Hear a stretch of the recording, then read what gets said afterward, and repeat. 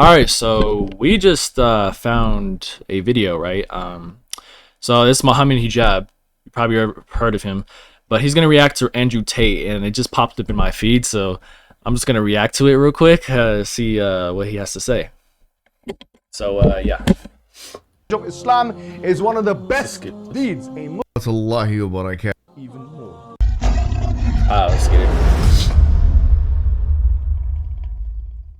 Assalamu alaikum wa rahmatullahi wa barakatuh. I'm here joined with the main man himself, the individual who's known to be a major influencer in the Muslim world. As an individual where the young ones and the children in the secondary schools and the primary schools, they all know who he is. We're talking about Ali Needs. Yeah, alhamdulillah. It's a pleasure to be on this platform after a long time on the same couch. Absolutely. And what kind of an honor must it be to be sitting with this the man himself? I mean, it's some people get lost for words. Some people, like you, act ecstatically. You know, Yes. It changes from person to person. You know, Yes. but I can see the joy in your eyes. I can see it when I look at your eyes. The happiness Absolutely. that you have. That I'm here at your presence. Well, I think that the enthralled exuberance that that know what you're that means. manifesting, the shivering excitement That's what I like. that you displayed when you saw me the first. I think that's a very typical and natural reaction. Timid. Anyway, So what do we have here? Hijab? what we have What have you here- got for us today? to what we've got today, inshallah. There's a individual, I don't know if to call him a brother now, because I'm not sure if he's become a Muslim or if he's looking into Islam, but there's an individual called Andrew Tate. Now this guy, he's you know who he is, right? He's notorious. Yes, I've been studying him very carefully, actually. In fact, I was meant to be speaking to him on a podcast and it fell through. Our schedules conflicted and stuff, and I think it was actually my fault, to be honest with you, because I didn't Okay, I'm sure. Follow through I'm with sure. it or I'm sure you can something. rearrange that. we can rearrange. But I've actually been sent some videos from brothers and Muslim people that of his videos, and this is what I haven't watched so far. So what I want to do is actually watch it with you, and then react. Yes, to it. just to give it, just so people are aware, we have been studying this issue Which issue? very closely. This issue of this whole Red Pill movement, you know. Would you consider Andrew Tate part of the movement himself, or? Yeah, definitely, 100% he is, and I think it's. So he doesn't seem that bad. I want people to be aware that we are aware. Okay. We were just waiting for the right time to come. So this might be just like a little taster. Yeah. No, I'll be before you continue with yes. that. I was going to say that I did watch his interaction with Eddie from the Dean Show, Yes. and he came across very humbly and respectful. But then, Yes. I was also told that this individual is, he's on these kind of platforms with women who are low quality individual women, that dress in a certain manner and they don't have much to offer in life. Low quality women, and he lives this kind of like what would seemingly from the outside or from a religious perspective look to be a hedonistic lifestyle. Well, exactly. That's yes. But on the other hand, of course, he's established in certain fields, but then he's been criticized for certain things which I don't know much about. Yeah. We need to touch up on this because there's another extreme that's been, like the Red Pill movement. Yeah. But the thing is, we will go into detail more. Before we get into detail, the reason why I bring this up is because as Muslims, it's important for young men to take inspiration and to take as role models, we believe anyway, from the prophets. Yeah, exactly. The Prophet Muhammad sallallahu alaihi wasallam is the final prophet. We have Prophet Moses and Jesus and Abraham and all those. And how to be a man, for example, the aspect of masculinity is to be derived from the sacred texts, to be derived from the Sirah Nabawiyah, from the Prophet Muhammad sallallahu alaihi wasallam's life. To be derived. So I'm not saying this man doesn't display so-called masculine. Clearly he does, to the point where some Muslim men are looking up to him in some ways. But if you want the full package of masculinity, of human integrity, then we believe that's from the prophets and the companions and so on. So this idea of trying to find role models outside the community, and for Andrew himself, which I'm guessing is watching this video, I would say to you that to be a complete man, we would say to be a complete man, to be self-dignified in the fullest sense of the word. To reach I'm not gonna read the comments reach till a pinnacle of manhood. watch for the video. Perspective is to follow the prophets. Exactly. And that will show you what virtue is. Well, let's watch what the brother Let's watch says. this. Yeah, let's see this. Let me tell you something. Revolutions are nothing more than a bunch of men in one place. It's not women, it's men. If you put enough men on a city square pissed off, a revolution happens. That's what the people in charge of the world are afraid of. So to make sure there's no revolution, what they do is they construct as many divisions amongst the peasants as possible. They make sure the blacks hate the whites, the men hate the women, the Republicans hate the Democrats, and we're all so busy fighting with each other they can laugh from the top because there's not very many of them and there's a bunch of us. I'm telling you, the reason in countries like America, the reason the law is so destructive against men is very, very purposeful. They don't want you to feel like a king. They don't want you to feel powerful. You wake up amongst 3 kids. If you have 10 sons from 10 baby mamas, you're going to wake up and feel like the man. You ain't taking shit easy. If you wake up on your 3rd year of a sexless marriage, paying taxes, and your kids don't even listen to you, you don't really feel like rebellion. You don't have it inside of you. This is why there's so much male suicide. This is why men are so depressed. This is why everyone's so unhappy, because the life they try and create for men, the things they try and purport, the ideas they try and make us subscribe to are depressing. They want you as a tax slave. They want you as a tax slave. They want you in a sexless marriage with some old fat bitch who hates you. That's what they want. Afraid to leave because they'll take your house and destroy your life's work. And they want you to sit there and pay your taxes until you fucking die. This is all done on purpose. None of this is an accident. It's all very purposeful. And in countries which are not like this, in countries where men still have that masculine essence, in countries where they're still in control of their own household, when the government tries to become tyrannical, it's far more difficult to do because the men get together and say, you know what, women, clean the house. I'll be back in 2 hours. I'm going to tell these guys to get. And that's the reality of it. This is a control mechanism along with everything else. Everything you see on TV, this is my final rant. Everything you see on TV is a control mechanism. All the shit they put on Netflix is a control mechanism. Telling you that you have mental problems you don't have is a control mechanism. Telling you, you can't focus on anything for 2 minutes because you have ADHD, or you're depressed and you can never fix it. They're trying to control you. They're trying to dampen your life force. Making sure your woman doesn't listen to you is a control mechanism. Making sure you can never leave her without being financially destroyed is a control mechanism. It's all control mechanisms, all of it from head to toe.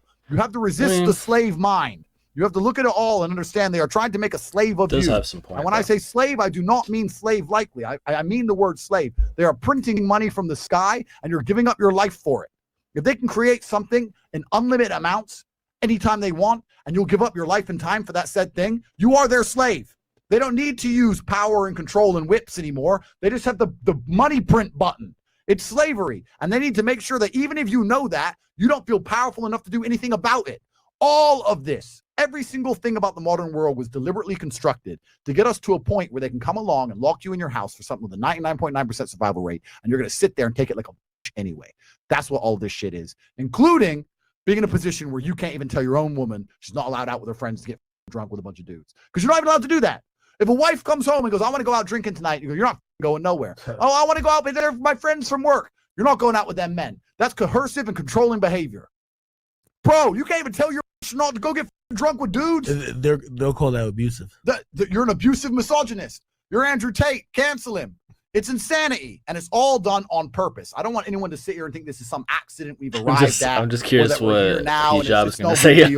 This is very, very purposeful, because when you destroy the warriors of a society, that's how you usher in slavery. First thing the Romans did when they conquered the Greeks is kill all the warriors, all the fighting age males. You leave the soy boys and then you can conquer it. Done. That's what they're doing to us. They're trying to destroy the warriors. So my G's, the ones who are left, don't worry about we got bigger fights coming up. We got bigger wars coming ahead of us. So if you want to fuck some, go fuck, because I really believe the next 10 years are going to be difficult for men of stature. I really believe that. So, like, to me personally, bro, there is truths into what they say, what he's saying, but obviously we don't agree with like a lot of the stuff. Like, forget the delivery and swearing. Let's put that to a side.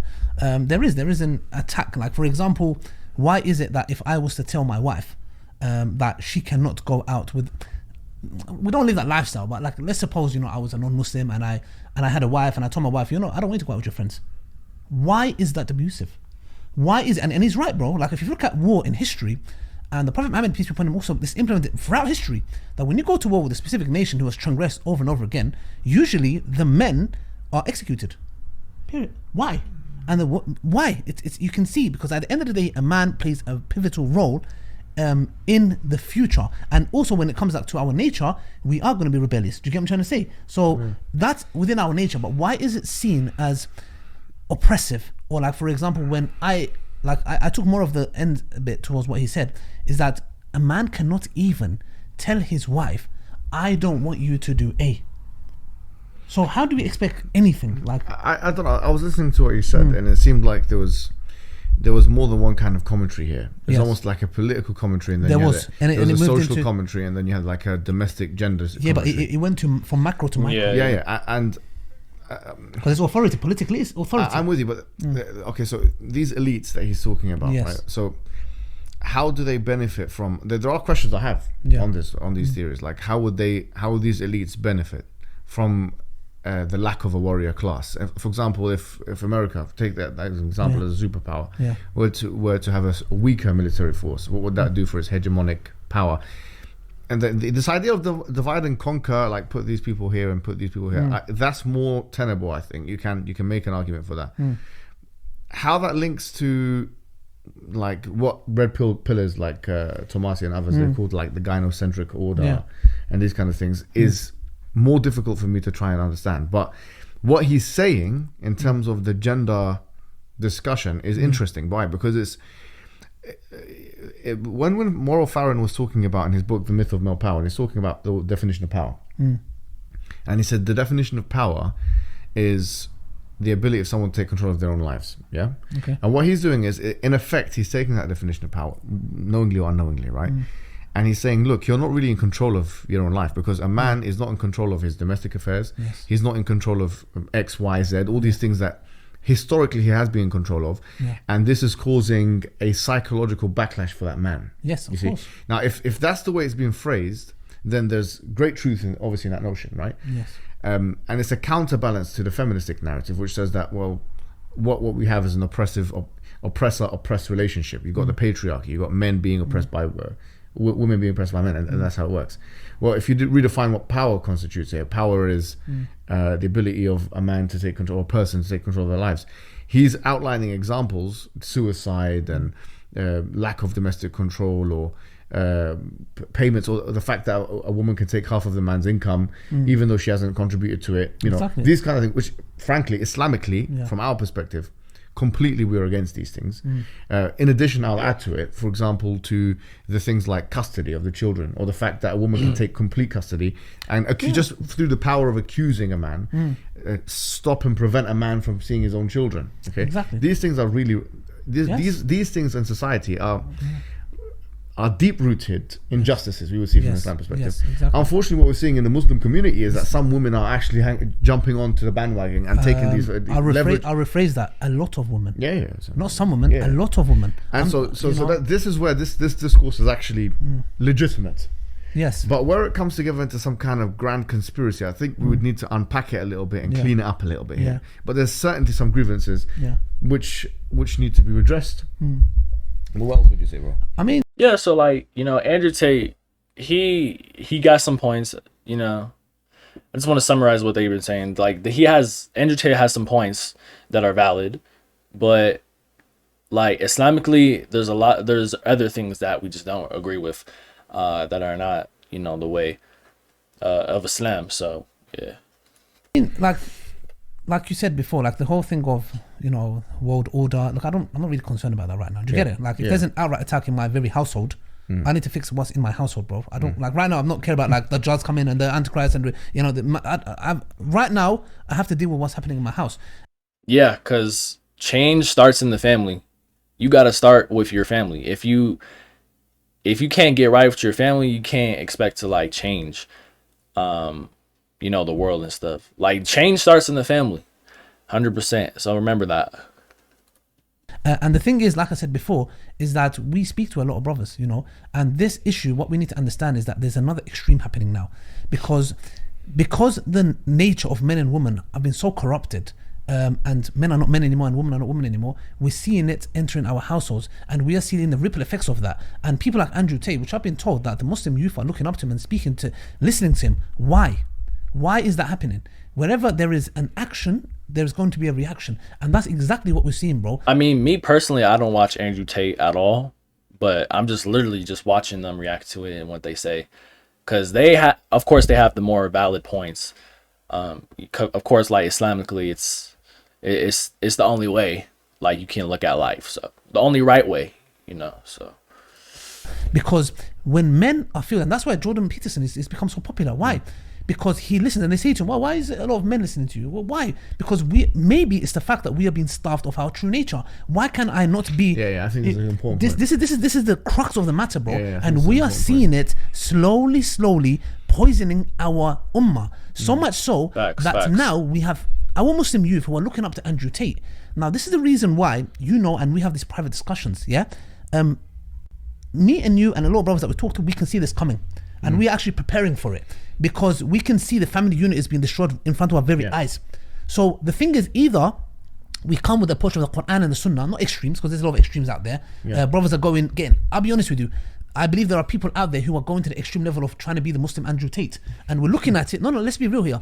They are genuinely doing it, and the thing is the more they're trying to show that Andrew Tate can become the Muslim Andrew Tate himself. He does, but there's a lot of things that he needs to tweak. And I think if you have a discussion with him and arrange it, please. I mean, he needs to understand that as a Muslim. And when it comes to Islam, the issue of polygamy is there. It's a perfect solution. It's actually a better solution to what he has, because he believes that he can sleep around and do what he likes, and he has to come to home and there's one obedient wife. But to be fair, I saw him with Eddie. He said that something about 4 is all you need or something like that. Okay, good. Well, Islam is a solution for you. But I think you made a series of very, very good points. And what I would want to add to that is the following: this idea that you said that a man is being starved of his true nature. Yes. First of all, we have to admit that there is a nature of a man. Of course. Obviously, now we're living in an age of post-structuralism and social constructionism. So the idea is there is no nature of man. This is what we've been told. This is also a social construct. But then, for me, do you know this whole transgender kind of movement, right? Well, when we say I have gender dysphoria, I want to transition from man to female because I've always felt like a man.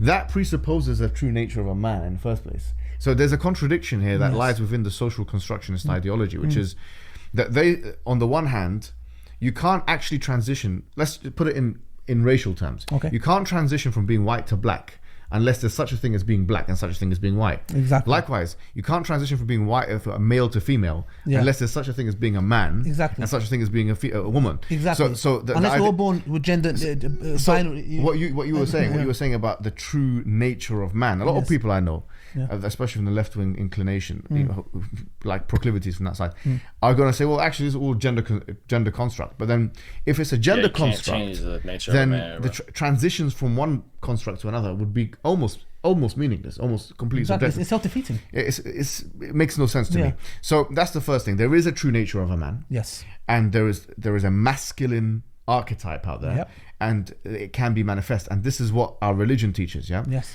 And it does include things which are not in the feminine archetype, which, for example, may include increased aggressivity. It may include, but it's not limited to, increased kind of sexuality. And it's almost like as if many men today, and I think we would agree even within Muslim and non-Muslims, feel like they've been starved of being able to manifest that reality without being shamed by society. Exactly, and that's why you have the other extremes. If they engage in some kind of self-defense situation, or if they want to be in a polygamous reality, whatever it may be, because you want those things, are to be shamed. How dare you? You should in fact feel guilty for you should feel guilty for that. And in fact, this whole polygynous nature that you have is a construct, and you're harming people from feeling like that. And it's a nature. Let's get this right. Polygamy, being polygamous, is not a choice. It's your nature. Let's get that very correctly. Unless you're homosexual. Or maybe a transgender. No. Or you have low testosterone. Even if you're homosexual, you might still be polygamous. You know what I'm talking about. Exactly. as even they looked at, for example, gay men, and they realized that when it comes to they are still visually stimulated. Gay men, it's the same. Like, you don't see that with women, but with men, like, we're visual creatures. You'll be watching this studies. So the thing is, it shows that if that's the case, then a gay man could also still be polygamous with his nature, wanting to be with different men, maybe. In fact, yes. The point is this, though, that's within their nature, and that's what it's seeked into. Brothers, bro, I speak to brothers, and they're like, oh no, bro, I'm happy with one. I'm like, hold on a second, bro, where'd you get that from? And like, well, I'm hold on a second, because I have to look at the brother in the eye. And I said, look, bro, like, and I would break it down, and he'll be like, oh no, if my wife was okay this time, I'm like, well, hold on a second, so that's your nature.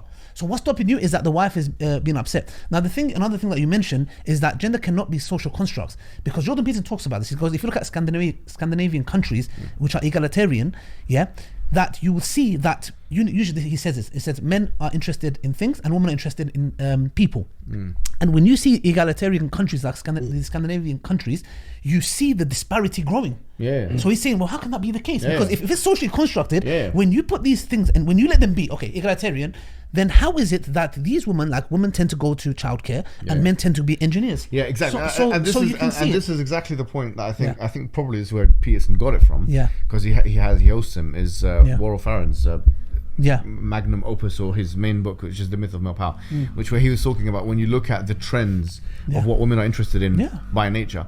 Romance novels, this is not something which they're being forced to buy.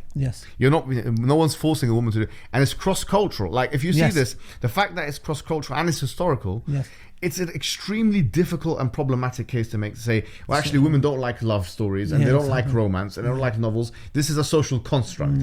Because if it's a social construct, it seems like there was an interestingly immense collaborative effort. It's a mass conspiracy. It's a mass, not just a mass conspiracy. The biggest mass conspiracy known to man, or I should say, women as well, which is that all societies have come together and says, oh, women do this, even though the ones in the most desolate and derelict of places, and men do this. You know, there was a study that I remember looking at some time ago called Bandora, Ross and Ross, when they were looking at the effects of children, what kind of toys they like. You know, the boys like guns and these kinds of things, and the girls like, dolls and this kind of. If you want to try and eliminate that from the nature of man and say there's no nature, then we have a problem here. So the first thing is we have to admit there is a nature, there is a fixed masculine archetype. There is a nature. And by not being that thing, by not being able to manifest that thing, by not being, then this is going to cause resentment. It's going to cause hate. It's going to cause, and as you correctly said, I think every action has an equal and opposite reaction. If there's a segment of our population, whether it's women or otherwise, who think that this is going to put men in order and check, or they're going to get the best out of life by doing this, all they're doing is it's an act of self-deception. There was a pediatrician, if that, So he done a study. So what he did is he got to this young girl. So he got a young girl. So there was two parents. So he wanted to carry a study out on her. So what he did is he got this young girl and he gave this girl from a very young age trucks to play with. So she would start playing with trucks, etc. And then when they were carrying out the study, what he did is they asked the parents to go in the room, and when they went to the room, they actually saw the young girl hugging the truck, and there was a little truck, and the girl actually labeled the big truck the daddy, and the mummy, and the little truck the baby. So you can see, even when you've given them a truck, which is it's a boy's toy, she turned it into a mother and turned the little truck into the baby.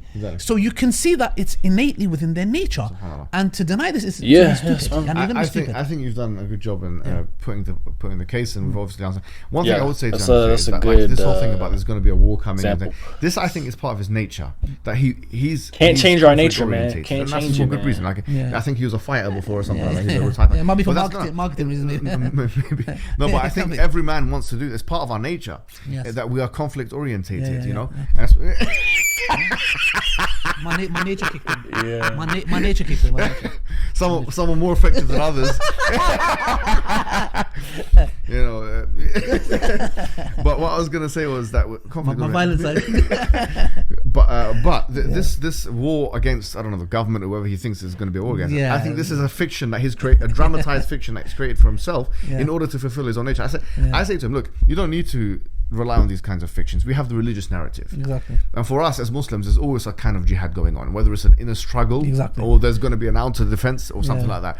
So I think that and this is what I would say to Tate and others that follow him from Muslim and non-Muslim sides, is that look at the religion of Islam, because it's not just about gender. You shouldn't come into religion about the gender issue or through the gender issue.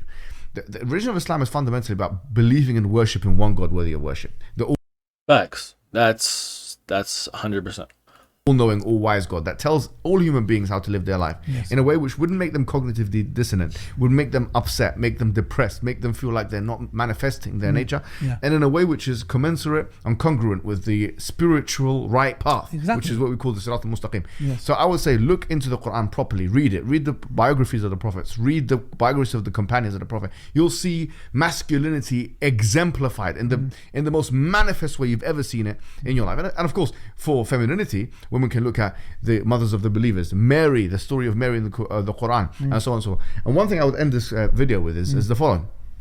the Quran says something really powerful on this whole issue of gender issues, which is وَلَا تَتَمَنَّوْا مَا فَضَّلَ اللَّهُ بِهِ بعضهم عَلَى بعض. That do not wish what the other one has, basically what Allah has given. لِلرِّجَالِ نَصِيبٌ مِمَّا اكْتَسَبُوا وَلِلنِّسَاءِ نَصِيبٌ مِمَّا اكْتَسَبْنَ وَاسْأَلُ اللَّهَ مِنْ فَضْلِهِ. To men is a portion of what they have earned, and to women is a portion of what. In other words, it's a we believe in a complementarity between men and women. This is the system. There are roles and responsibilities that men and women have, and Islam puts it both together in such a beautiful way. Perfect way. It's a perfect way. Wallahi. It's a symbiotically perfect way, which allows both to manifest their natures in the best way possible, and in a way which both will feel spiritually connected to the Most High, and most familiarly and domestically connected to each other. Exactly. As well. And let me tell you something, just to end on this. That's what we see. No, that's where it's going. Okay. Go on. My masculine side kicked in. The thing is, Which doesn't exist. And that one is a gender construct. When you look at a lot of women who's come into Islam, it's because they truly understand and they come into connection with their true nature. Yeah? Now, what's happening with the Red Pill movement is that a lot of these men, that's what Andrew Tate said, if I was to bet on anything in the next 5-10 years, it will be Islam. Yeah? Why? Oh, yeah, that's what he said. Why did he say that? Because at the end of the day, I'm not going to say his true manly masculine nature, because I believe they are transgressing. They're transgressing a bit. When he comes to Islam, Islam will balance that to what being a real man is, because I believe his likes and the Red Pill movement are transgressing those limits of being masculine. I think they're going a bit overboard. So I believe there's going to be a phenomenon of a lot of men like coming to Islam. Of women. Yes, bro. Yeah, bro. Let's get that very straight. Yeah. This is this. Yeah. You're going abroad. The like profanities. Allah, exactly, like Allah says in the Quran. You know, lack of compassion. Yeah. He's allowed for us to, you know. He's given us like married 2s, 3s, 4s, etc. And those after that who transgress. Because Allah's saying, look, I've allowed you to do justice, marry anyone, exactly. But Allah's put things in place for, as a man, for me to have intimacy in the right place. But those who go and commit zina, you've transgressed now, because Allah's giving you options. So the same with the Red Pill movement, you guys are transgressing. Wait, what do you say? When you come to Islam, limits of being masculine, I think they're going a bit overboard. So I believe there's going to be a phenomenon of a lot of men like coming to Islam. Of women. Yes, bro. Yeah, bro. Let's get that very straight. Yeah. This is this. Yeah. You're going abroad. They just always make it sexual. Exactly, like Allah says in the Quran. You know, lack of compassion. Yeah. He's allowed for us to, you know, he's given us like married 2s, 3s, 4s, etc. And those after that who transgress, because Allah's saying, look, I've allowed you to do justice, marry anyone. Exactly. But Allah's put things in place for, as a man, for me to have intimacy in the right place. But those who go and commit zina, you've transgressed now, because Allah's giving you options. So the same with the Red Pill movement, you guys are transgressing. When you come to Islam, you'll have a balanced way of being a true man and not trying to go extra miles by posting ridiculous, pathetic stuff that you do to your wife. Overcompensate. Yeah, doing to your wife, like which is dhulm, which I'm not going to get into detail. But that's it. I think there's more to come. This is just a tip of the iceberg. This is a phenomenon that's affecting our ummah. And be rest assured that me, Mohammed Hijab, Zishan, we are closely working on something that will have a fine balance. That we don't have our brothers looking up to people like Andrew Tate. And our sisters who are going to maybe put suffering. But when I mean suffering is because at the end of the day, we need to blame ourselves as well, because as a Muslim woman, if you don't have your true nature and being yourself and respecting your husband, don't be surprised when you have many Andrew Tates coming to your household, because we can't just blame that. For every action there's a reaction. Our sisters are also causing a lot of Muslim men to turn to that direction. So inshallah, we will have something that will be balanced from the Quran and the Sunnah that helps us to re-establish the family unit. And that's where it is. It's in the Quran and the Sunnah. And this is what we call everyone to, the Quran and the Sunnah. You always go to the Quran and Sunnah. Prophet Muhammad sallallahu it's just go to the Quran and Sunnah. You know what I'm saying? And you know, whoever's watching this, if you're Muslim or not Muslim, man, if you just watch Andrew Tate, just don't, you know, he goes to like an extreme level. You know, of course, I don't even watch him, but he seems like he just talks about, you know, that sexual stuff and just talks about gender issues. So, but, you know, I'm glad I watched this video because it just shows you should just go off the Quran and the Sunnah, because it balances in the masculinity. It just balances just in a beautiful way, like they said. So yeah, just go off of that, man. If you're Muslim, just stop watching him. You know what I'm saying? Just go off. I would recommend, if you don't watch him already, good. I would just recommend watch this video for yourself. Or, you know, I mean, obviously I reacted to it, but you can watch it again just to really understand and stuff like that. So, yeah, that's my reaction video. This video is like 30 minutes. Wow. I might have to edit this. I'm going to edit this and post it on Instagram and all that for like a short. But, yeah. Just make sure to stay tuned for more videos, guys, and peace out.